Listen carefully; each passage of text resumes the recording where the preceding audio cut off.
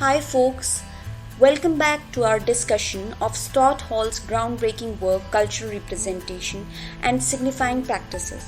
In our previous video, we explored the book emphasis on the power dynamics inherent in representation, and we talked about 3 chapters.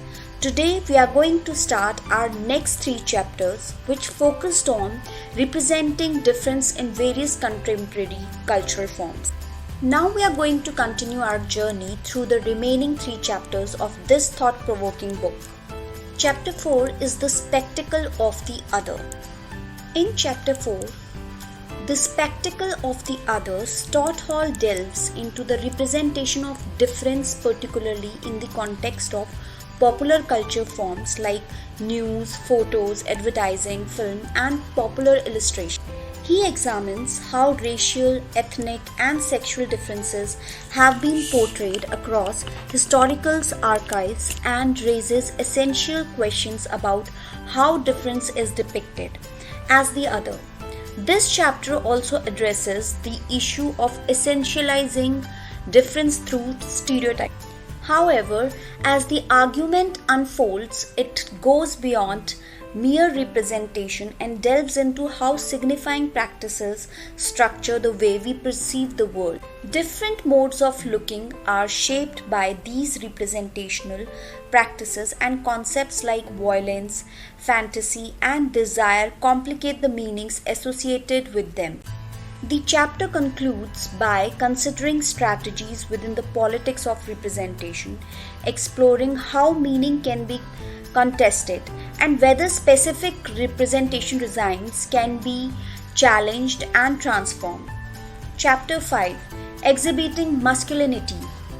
Moving on to Chapter 5, Sean Nixon examines the construction of new gendered identities in contemporary advertising, magazines, and consumer industries with a focus on men.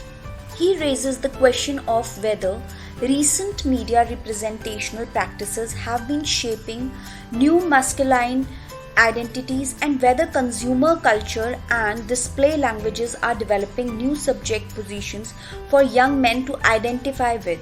Nixon argues that masculinity is not a fixed biologically determined concept, but rather acquires different meanings in different historical contexts. To address these questions, Nixon draws from earlier theoretical perspectives and introduces new ones, including psychoanalytically informed cultural analysis and film theory.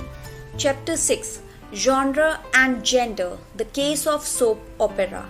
In the final chapter, Genre and Gender, the Case of Soap Opera, Christine Gidhill takes us into the world of popular culture and its genres. She examines how representation functions in television and soap operas, which have traditionally been defined as having a feminine appeal.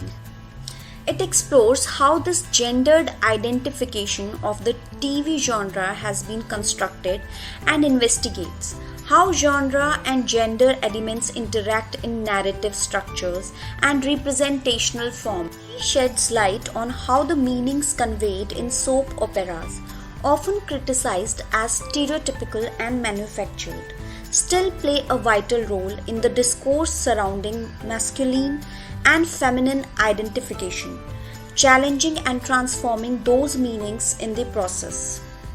So that's a brief overview of the remaining chapters in Stott Hall's Cultural Representation and Signifying Practice. Further, we will be discussing each chapter in brief. Stay tuned for more insights and discussions as we explore this fascinating book further. Thank you for watching, and don't forget to like and subscribe for more engaging content. Till then, have a very nice